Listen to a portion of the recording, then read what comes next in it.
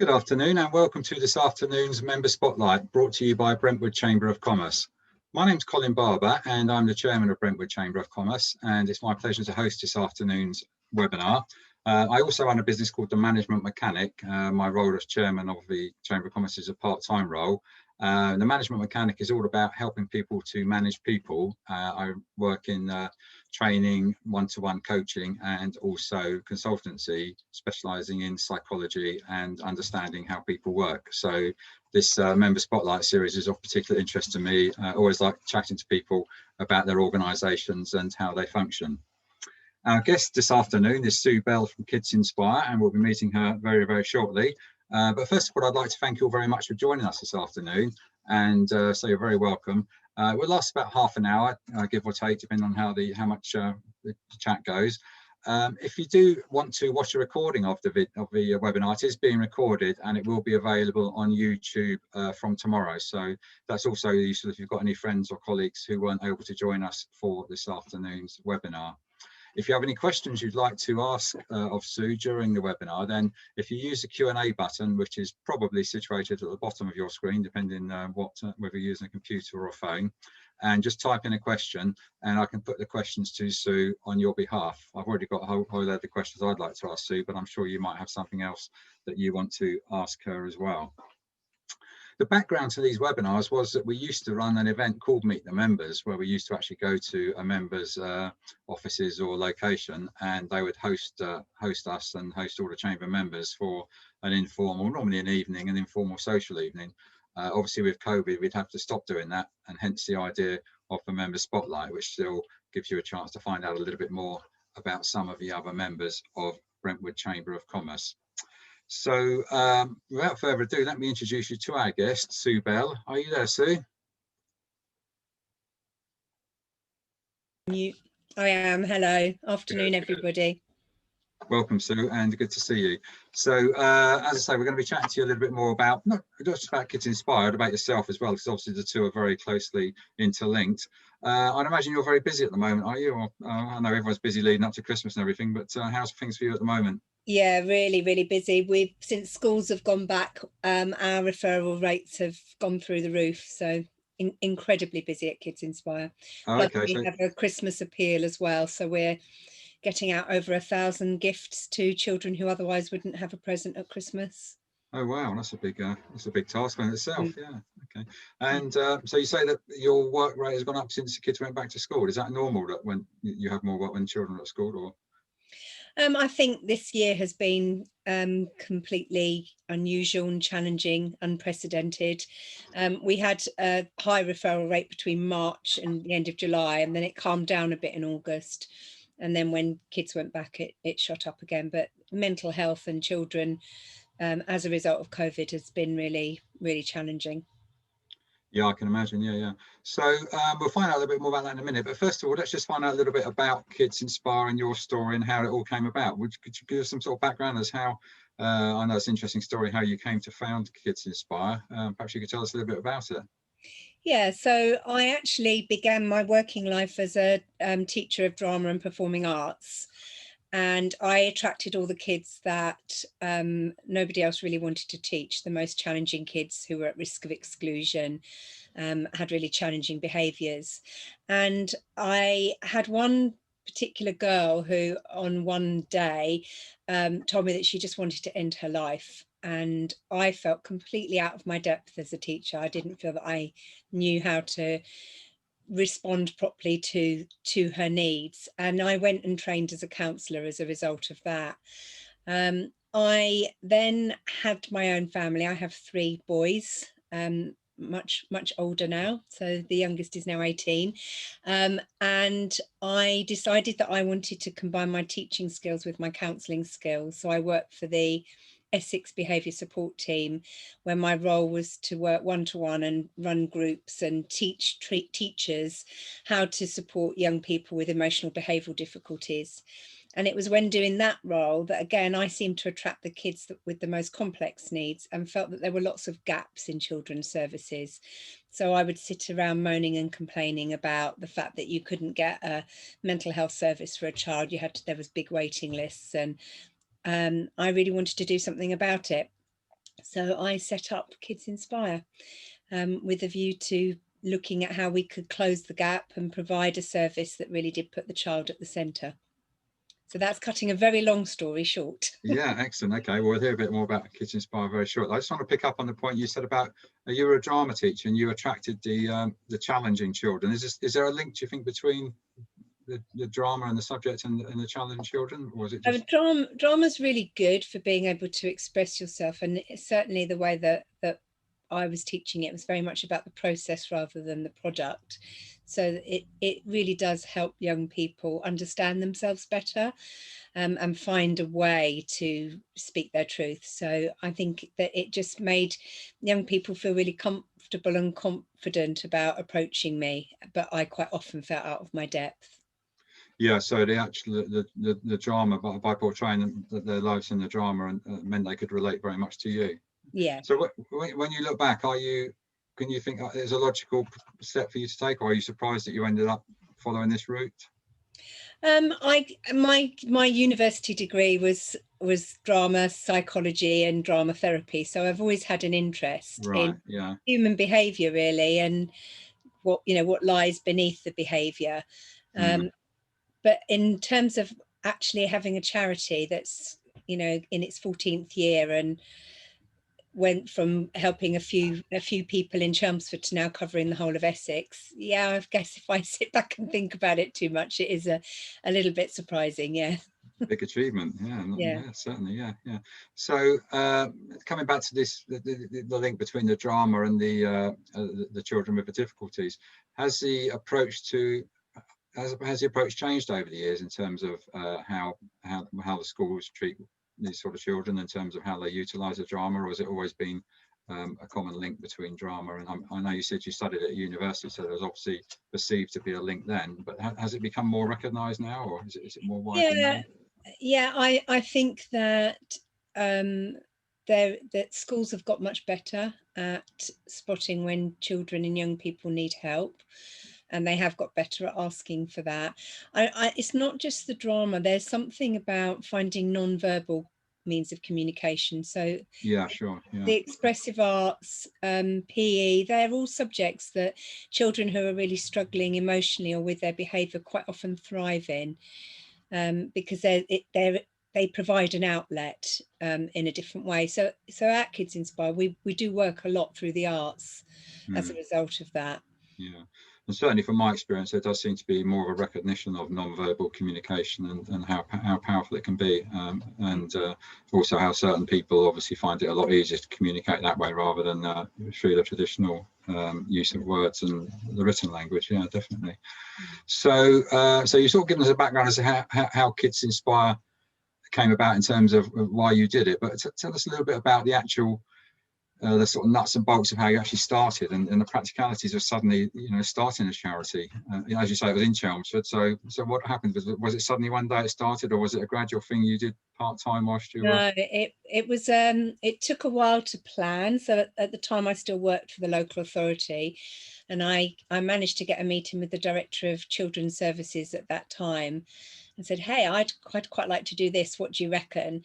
And she actually thought it was a really good idea, but explained to me that Chelmsford didn't have the need for it because they'd done a kind of a needs analysis of the whole of Essex, and that if I wanted to do it, I could be supported to do it in Colchester, Clacton, Harlow or Basildon, but that if I wanted to stay in Chelmsford, that they wouldn't be able to give me any financial support for it. So I spoke to some of the schools where I was based within my role as a behaviour support tutor, and basically I did eventually then say, right, that's it, I am going to leave my job, set up, prove that there's a need and prove that I can do something about it. And I had a cluster of schools in Chelmsford secondary and primary who were very supportive and still are very supportive to this day. And in fact, one of our trustees was a founding trustee who's literally just come back on the board, which is really lovely. And he was the first person I told about this kind of wacky idea of, I think I'm going to start a charity. And I didn't know a lot about business. I was a teacher and a counsellor, and at that stage I think I'd already done my integrative arts psychotherapy training, so I was a psychotherapist as well, but I didn't know a lot about business. And I guess I started very naively thinking, well, it's a charity, I can just go in and do it all for free and not have to worry, and it'll all be good. And we opened the doors of the charity one day and had 25 referrals immediately. And it was myself and two other psychotherapy friends who were volunteering our time initially, and looking at how we could get funds and how we could maybe get schools to fund what we were doing. And the first thing that I did was got myself a business coach. So I needed a business coach. I also had a mentor to support me, through the kind of the clinical side of setting up those services, a supervisor, a therapist. They were kind of like my support team, and it's been a steep learning curve, but the business coach that I had from day one is now actually the chair of trustees. So that's good. has remained within the organisation. But a charity is a business, and it needs to make a profit in order to be able to help more beneficiaries. Yes, definitely. Yeah. So you decided to stay in Chelmsford and start up in Chelmsford because that was the area you're familiar with and you had all the contacts and there was a need. I don't know if you know St Peter's College it was Rainsford as well. It's in Melbourne. Right. Yeah. Huge need in that area. Right. So there was a need. It's just that there wasn't the funding necessarily, the same amount of funding available in Chelmsford as elsewhere. Yeah. Right. So I mean, you literally just said that charity is run like a business in terms of, obviously you still need to generate income to pay wages and all that sort of thing. Would you say it's pretty much the same as running a business in terms of the way it's run, or are there differences in terms of how you run it? No, I would say it is a business. There isn't. The difference is that there aren't shareholders. Yeah. Any profit is ploughed back into the charity and used with the beneficiaries, for the beneficiaries. And actually, when we're looking at the business model, it's always been very important to us that the majority of £1 is spent actually directly on the child. So we're not a kind of all singing, all dancing, high marketing budget organisation. We have to find other ways of doing that. Oh, that's an interesting point. So you actually sort of keep a record of what percentage of our income is spent directly on the children rather than on admin or marketing, as you say. Do you actually have to market yourself much? Not market yourself in terms of the fundraising, but market yourself in terms of your clients, or do the clients just materialise all the time? No, we've never had a problem getting referrals. No, I can imagine. Yeah. And does that mean that you have to turn people away, or? Sometimes we do, yes, because we have a finite amount of funding, and we have quite a diverse, we've diversified income streams. So we have contracts and grants and commissions. And the biggest thing that has been really impacted by COVID has been our unrestricted funding, which is our fundraising. Right. and a very successful fundraising team. So what, if it's feasible to answer this question, what sort of percentage of your income comes from literally fundraising as opposed to grants and that sort of thing? So it was 50%. It was 50%. Right. It's slightly shifted because we've had to fill a gap. So we've got more contracts and commissions. But in the early days of Kids Inspire, we nearly came unstuck because we had 70% of our funding came from commissioners and contracts. And overnight, when schools devolved from being in local delivery groups, and they didn't have to ring fence money for emotional well-being, we lost a lot of funding very quickly at that stage. So that's when we realized, you know what, you can't have all your eggs in one basket ever. So, and I know in terms of fundraising, you did mention to me about the fact that you try and find companies to support you as our annual charity. So if there's any businesses watching this afternoon, then you would obviously very much like companies to adopt you as a charity for 2021. Can you tell me a little bit more about what that involves and what the commitment is on either side? Yeah, it's a win-win in my view, obviously. Most businesses now have some sort of social responsibility, corporate social responsibility part to what they do. We are quite high profile. We do have a number of followers. So in supporting us, you go on our website as a supporter. We have newsletters that go out. You're included in that. There are volunteer opportunities within Kids Inspire, which I think can really enhance the morale and motivation of employees. We are a mental health charity, and we are able to provide direct services and training within businesses. We have a sister company called Inspire Wellbeing Services, which focuses more on adult mental health. So we are able to work with companies who want to refer individuals in for counselling because of things that are happening in their home life that impact their working day. There's so much stress and overwhelm out there that's what we specialise in, so we can support companies with that. And in return, we are looking for funding. So whether the company takes on to do a number of challenges throughout the year and fundraise for us, or whether they ask for payroll giving, or how, companies do it in lots and lots of different ways. Yeah. Okay. You mentioned the volunteer opportunities. Is that something that people need to be qualified for, or is it just something anyone can do? We train mentors, volunteer mentors. Right. So the next training for mentors is in January. So that's anybody that I guess is wired in a certain way to be able to connect with a young person on a one-to-one. But there is training in basic counselling skills and conflict resolution.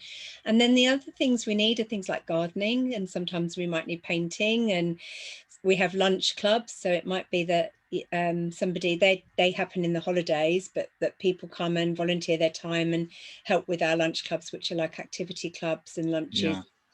At the moment, our volunteer opportunities are less than they were before because of all the restrictions. So when you say gardening and painting, is that activities for the children? Is that what you mean? Or? No, it's helping us. We've got quite a big head office with lots of gardens. So, I see. Right. No. Okay. It's just keeping the weeds under control. Simple as that. Yeah. Right, okay.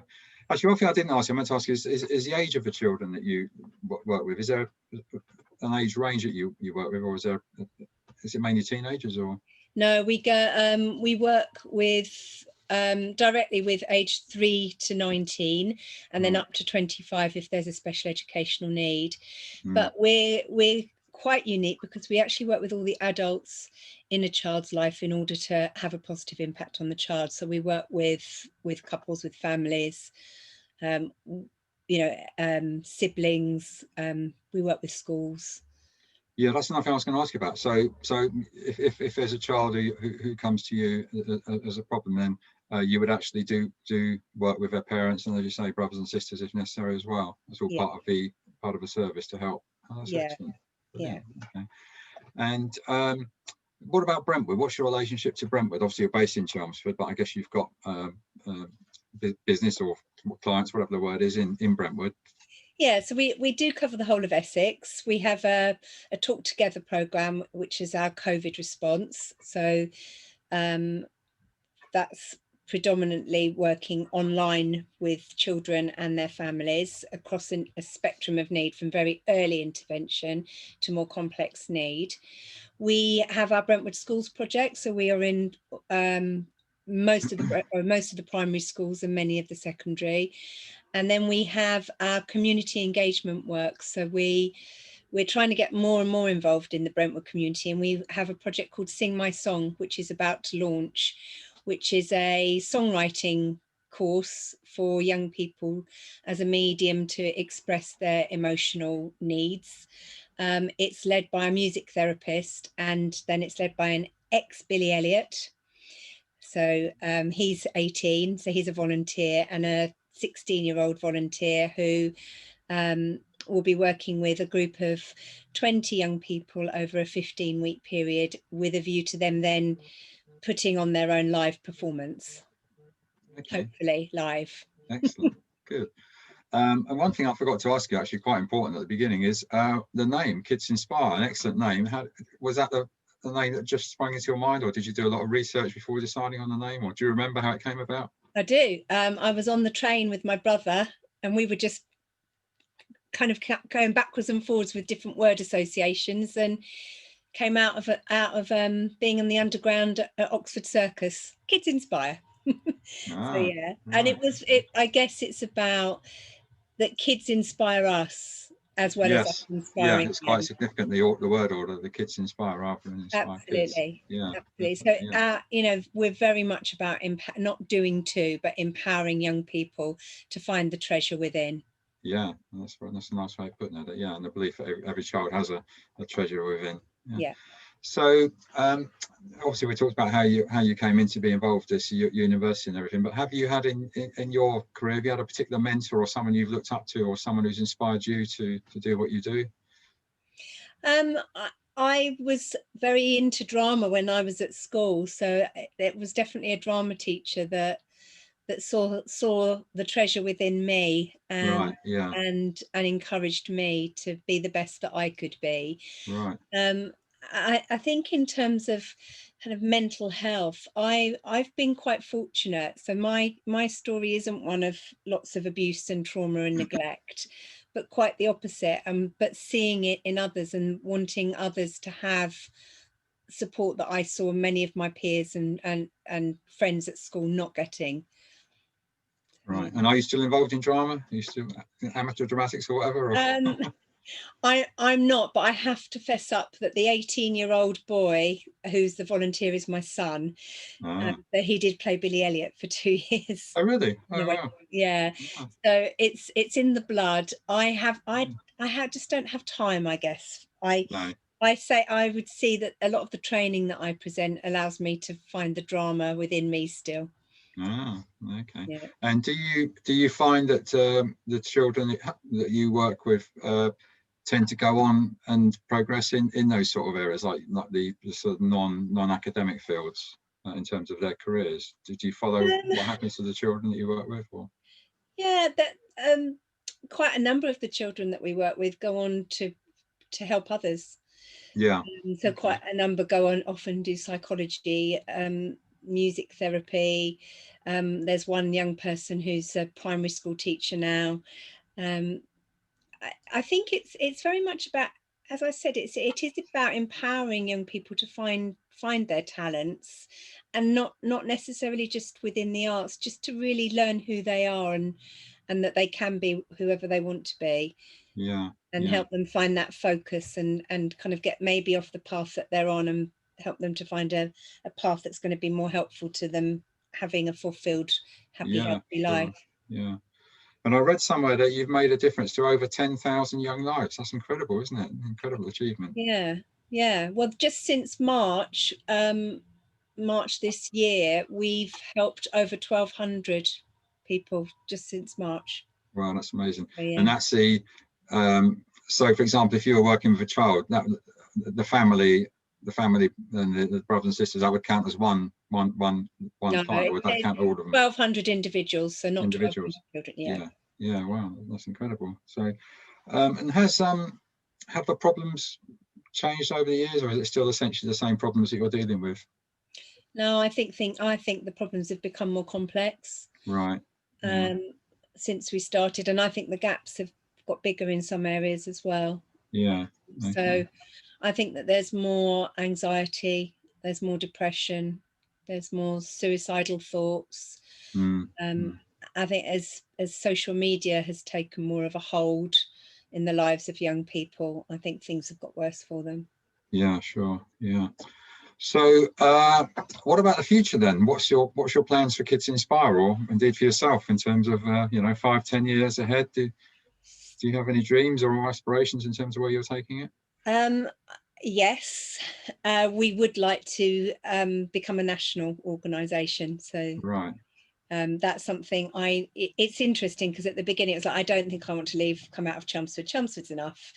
And then we kind of gradually grew and grew. We are Essex wide. We do tip a little bit into Hertfordshire with a joint project that we do with the Children's Society, and also into Norfolk. And I think COVID has really opened our eyes up to how we can have a wider reach if we make better use of technology. Yeah. And so, yeah, not an instant thing, but certainly within the next 10 years, I would hope that we would have a bit more of a national presence. Are there a lot of similar organisations to yourself around the country? No, there aren't. Really? No. Okay. So there's definitely a need for expansion across the country then. Yeah, there are lots of counselling organisations, and there are lots of organisations that work with domestic abuse, and whatever the themes and issues are, there the uniqueness about Kids Inspire is that we have the child at the centre, and we work with all the adults in the child's life, and that makes us quite unique. Right, so that's the key part, is it? The working with the adults in their life. Yeah. And would that, you obviously talked about the family, would that extend to working with their teachers as well? Or? Yeah. Yeah. Okay. Excellent. Right. Good. So I think that's covered a lot of what I wanted to ask you. I'm just trying to think if there's anything else to ask you about, really, but I think that gives us a good background. If anyone's got any questions, feel free to, as I say, hit the Q&A button just to double check. We haven't got any questions at the moment, no. So that's really good. But it's been really interesting hearing your story, Sue, and I wish you all the best. And obviously, I would like to remind any viewers or any chamber members, if you would like to adopt Kids Inspire as your annual charity for 2021, then do get in touch with Kids Inspire. You'll find their website easy enough, which is indeed very informative, or indeed contact Sue through the chamber. Just one question I just thought of, actually, do you actually have a specific fundraising team? Is that a separate part of the organisation? We do, yes. So I think that you've met Catherine. She's our corporate fundraiser. Oh yes, yeah. We have a bid writer, and we have a fundraising manager. We have a volunteer coordinator. So I'm not sure if you're aware, but we won the Queen's Award for voluntary services. Oh right, so no, well done. Our volunteers are very much central to what we do. We really value the time that people gift us. So yeah, and we have a communications and PR person as well. Right. So how many volunteers have you got approximately? It does vary, and I think at the most we've had 200 kind of on our books at any one time, active volunteers rather than just named as volunteers, but actually actively working with us. Right. Okay, wonderful. That's great. Well, thanks very much, Sue. Just before you go, I just want to share with the viewers some information about our next member spotlight. It does take place once a month, and in January we've got lined up for you Brentwood Beckett Rotary Club, and we'll be joined by, actually fun enough, by their fundraiser, the main fundraiser for Brentwood Beckett Rotary Club. Obviously they are very much into fundraising, and the person joining us will be talking about the funds that they raise for charities, presumably such as yourself. So there's an interesting link for that, and that's the second Friday in January, I believe it is, but all of the information is available on our website. If you didn't catch hold of this afternoon's webinar, you missed the beginning maybe, then do feel free to check it out on YouTube from tomorrow onwards, and obviously share it with any colleagues you know who weren't able to join us this afternoon. Also, I don't think I mentioned at the beginning, on the YouTube Brentwood Chamber page, you will find links to all the previous webinars as well. So it's really interesting way to find out a little bit more about some of the chamber members and their philosophies about business and everything. So all it remains really is for me to thank you very much for joining us this afternoon, Sue. It's been great talking to you, and wish you all the very best, and look forward to hearing about Kids Inspire becoming a nationwide organisation. Brilliant. So, thank you very much. See you soon. Thanks so much for the opportunity. It's been really lovely to talk to you. Great, our pleasure. Thank you. Bye. Bye-bye.